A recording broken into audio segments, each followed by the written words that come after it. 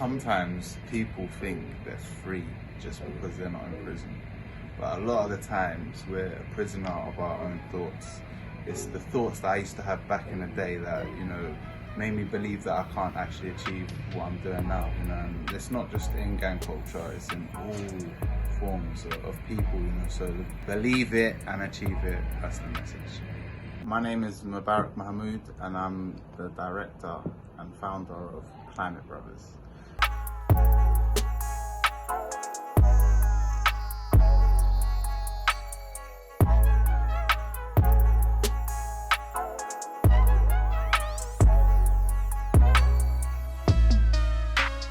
So what Climate Brothers is about is it's a social enterprise that has a new approach on dealing with young people that are coming out of gangs or have suffered trauma at a young age, due to like knife crime, etc. And the way we do this is through three different things.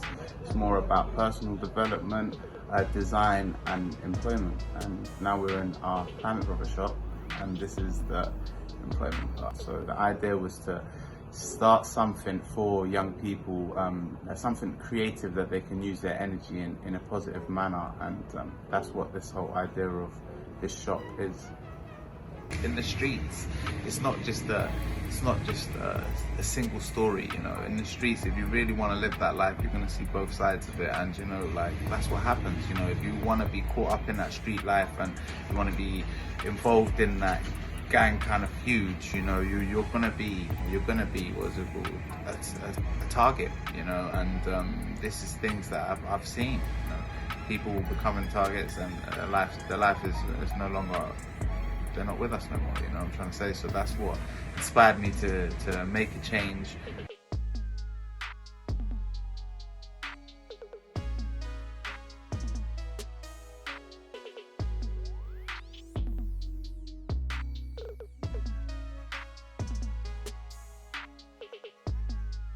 What is gangs?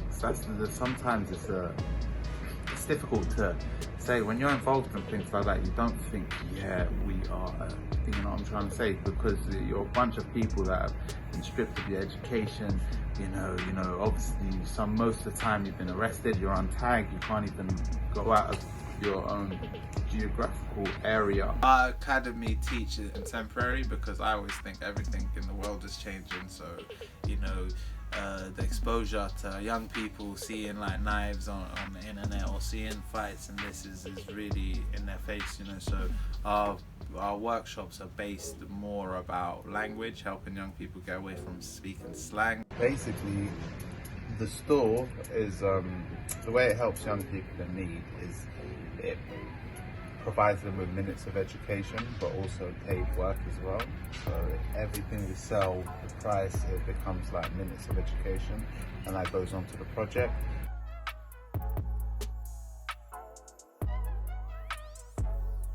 The guy that came to us and he had autism, and he was finding it really difficult to be accepted in society and things, and he felt everyone was looking at him. So the idea of him coming to the shop, boosting his communication skills and his socializing skills were really great for him, and he was here for a year, I think like a year and a half, and he done so well.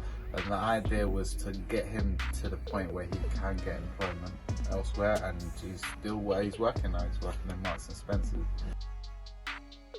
So this map is a map of all the places, all the people from different countries that have came to support our project, and so we have got maybe one t-shirt or a hoodie or something in all of these countries, and it's interesting because there's so many amazing countries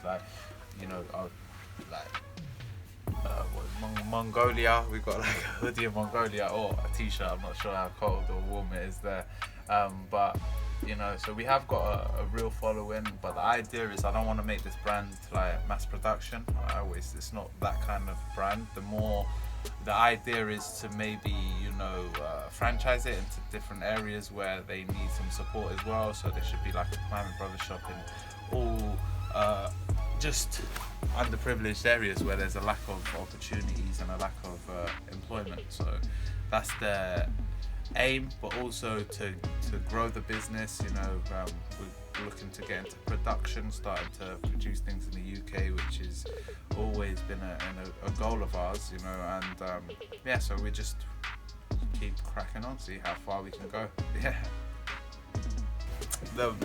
The logo is a polar bear, and the reason why we went for it, obviously polar bears are not in like gangs, or they're not involved in selling drugs in large groups, but they've adapted to a new environment in order to survive. And socially, these young people we're helping also need to adapt to a different environment. They need to change their mindset, so that's what the connection is. And but a lot of people think it's like a dog or Arctic fox, which is interesting as well. So that's what the connection behind the symbol is.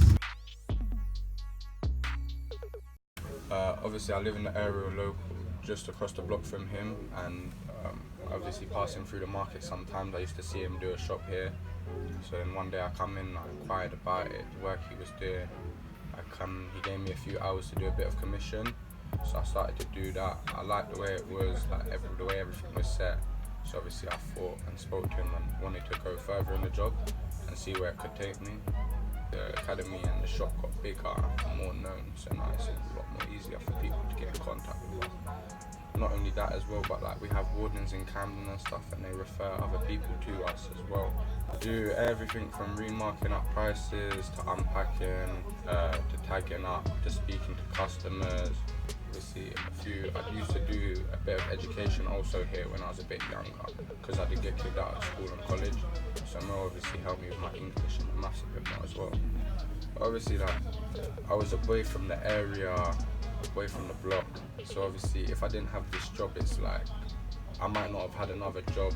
Obviously, the past is the past, and certain reasons to it. I couldn't get a job temporarily. So it was Mo gave me the benefit of the doubt and the chance that no other job could. So I think if it wasn't for this place, I'd either be in prison or dead. Before, we also had a youngster that come in. He was involved in a bit of drugs. Obviously, he got caught by the police, so we brought him in. And the way I see it is, it gives young kids an opportunity to work, but not only that, it gives them money. A lot of youngsters nowadays, they see a lot of money go around, they see a lot of things on Instagram, they want the fast life, not realising what they're doing and how they're going about it.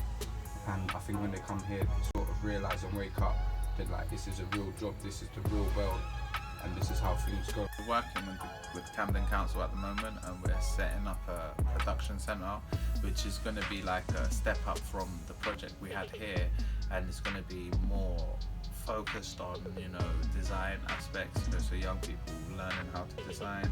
And we're going to have classes, so I really enjoy seeing parents of the young people coming in with excited faces and some positive words saying how the project has really helped them